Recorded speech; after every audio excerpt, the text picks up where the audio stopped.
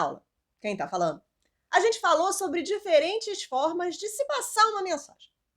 Ela pode ser uma imagem e nos dizer muitas coisas sem usar uma só palavra, mas também podem ser palavras que reunidas nos dizem algo. Nos dois casos, há sempre por trás dela alguém que é o locutor, aquele que transmite a mensagem. E o interlocutor é aquele que recebe a mensagem. Segue aqui comigo que a gente vai ver que leitura pode ser feita de muitas formas, até de maneira ao contrário do que a gente está acostumado. Você sabe ler mangás? Olá, tudo bem? Eu sou a professora Aline Florido.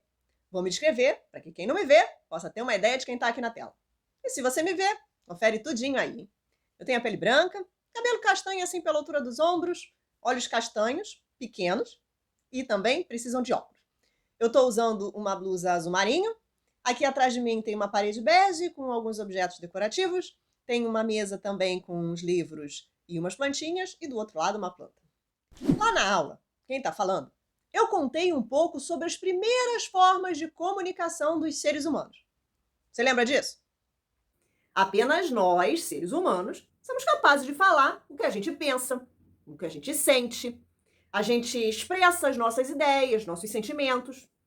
E a gente faz isso por meio da linguagem. Essa capacidade de fazer isso surgiu há muito, muito tempo atrás, quando os homens ainda viviam nas cavernas e lutavam lá por alimentos, por sobrevivência. Depois de passar o dia todo caçando, defendendo o seu espaço e se livrando de ameaças de outros animais, os seres humanos primitivos se reuniam ao redor da fogueira para se aquecer.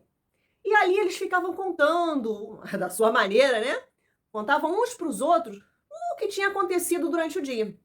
E foi assim que tudo começou. Hoje em dia, a gente não tem mais a fogueira, mas ainda temos o hábito de contar uns para os outros nossas aventuras do dia a dia, nossas rotinas, nossos sentimentos, nossas alegrias, nossas tristezas.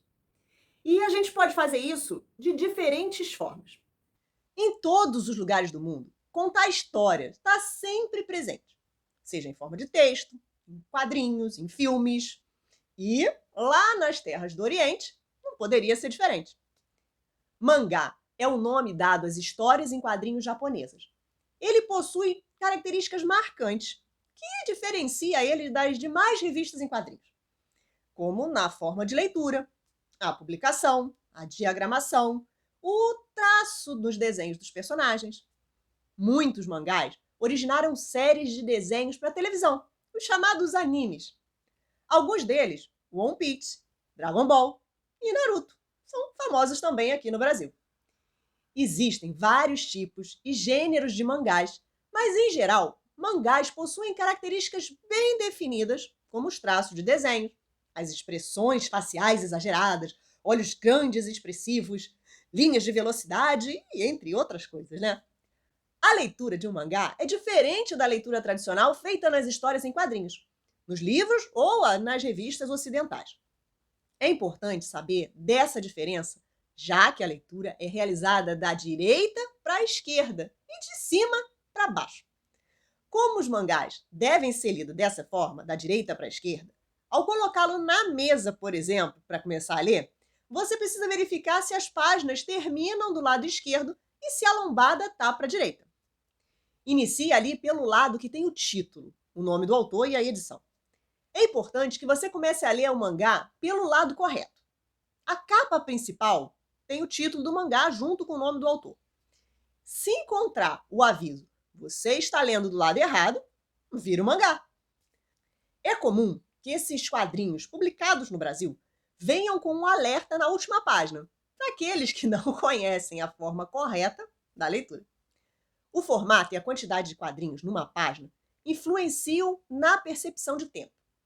Por exemplo, uma cena fica congelada por vários instantes e pode ser decomposta em vários quadros, cada um deles mostrando um plano de detalhe sem que haja movimentação. Por sua vez, para situações de combate, o mangá explora vigorosamente a variação de ângulos, bem como o formato dos quadrinhos. Há momentos em que o ângulo de cena é simples e o desenho transmite tranquilidade. Em outros, o leitor é tomado de suspense e expectativa. Outra curiosidade está relacionada ao preto e branco nos mangás. Quando um quadrinho tiver fundo preto, ele geralmente indica que os eventos contidos naquele espaço aconteceram em algum momento anterior à história que está se passando no mangá. Ao nascer do sol, abrindo a página, quando a anterior mostrava a noite, dá ao leitor a ideia de que amanheceu, sem a necessidade de escrever no dia seguinte. Outro exemplo, agora com mudança de cenário, é abrir a página com um quadro que mostra o exterior do local, onde ali vai se passar a ação seguinte. Esse jeitinho aí já basta para situar o leitor no novo cenário. A transição apenas visual de tempo e espaço é uma das principais características do mangá. A sua origem, não resta dúvida, é uma linguagem cinematográfica. A publicação dos mangás também é diferente das demais histórias em quadrinhos que a gente conhece, já que são lançadas em revistas periódicas por capítulo. As histórias geralmente são mais longas e aprofundadas do que a dos quadrinhos chamados ocidentais, chegando até 200 páginas alguns. A forma de publicação também faz com que eles sejam impressos em preto e branco e papel jornal muitas vezes. Com o passar do tempo, os mangás saíram do papel e foram parar na televisão, se transformando assim em animes, os desenhos animados japoneses.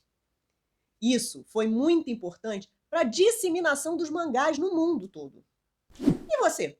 Já leu um mangá? A leitura é bem especial e diferenciada.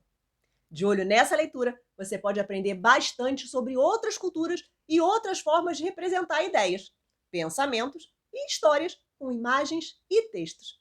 Bom, continue acompanhando as aulas por aqui, hein? Fique bem, se cuide, fique atento, hein? Um beijinho, tchau!